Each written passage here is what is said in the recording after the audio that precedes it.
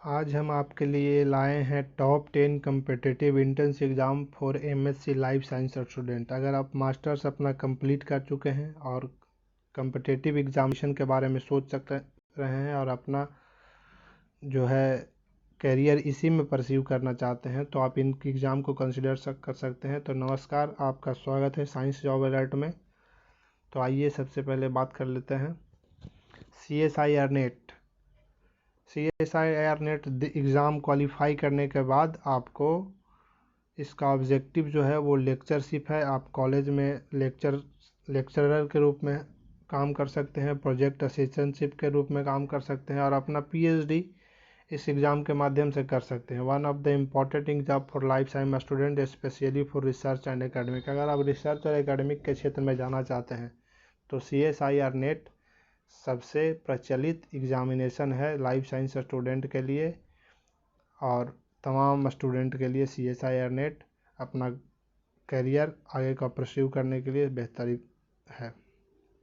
Gate exam qualify करने के बाद आप PhD कर सकते हैं, प्रोजेक्ट असिस्टेंटशिप पा सकते हैं और कई PSU कंपनी में आपको गेट के स्कोर पर जॉब भी लग सकता है।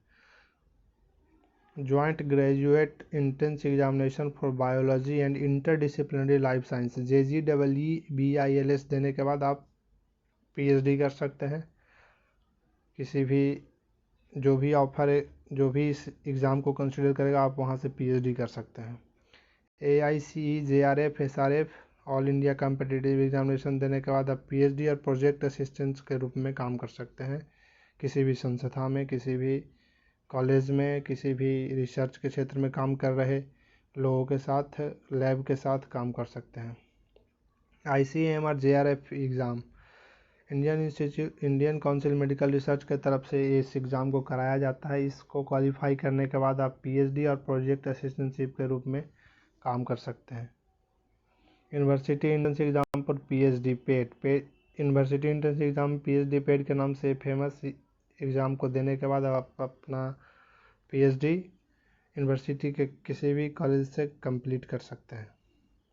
ARS एग्रीकल्चर रिसर्च सर्विस, अब मास्टर्स कंप्लीट होने के बाद agriculture research service scientist position के लिए एग्जामिनेशन कराया जाता है।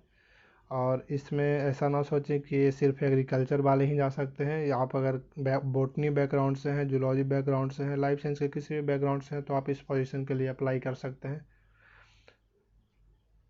GRE TOEFL IELTS exam PhD और मास्टर्स करने के लिए, ये अब्रॉड से अगर आप PhD और मास्टर करना चाहते हैं तो ये एक आपके लिए बेहतर एग्ज़ाम हो सकता है। Graduate record examination is standardize test, this is a part of admission requirement for most graduate school in the United States and Australia.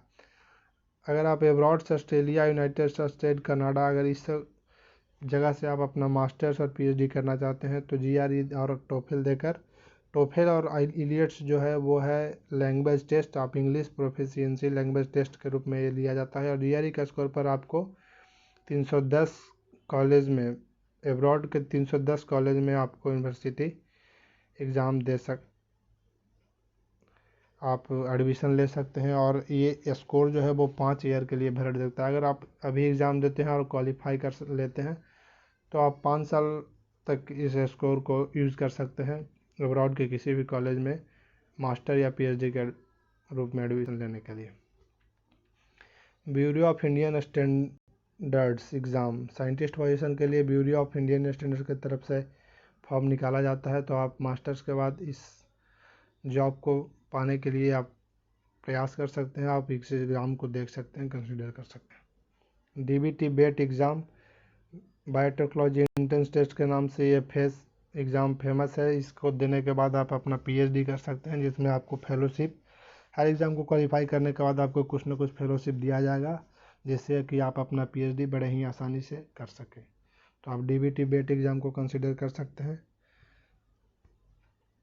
आप हमारे चैनल को सब्सक्राइब कर लेंगे #साइंस जॉब अलर्ट को, ताकि आपको ऐसे ही महत्वपूर्ण इन्फॉर्मेशन मिलता रहे।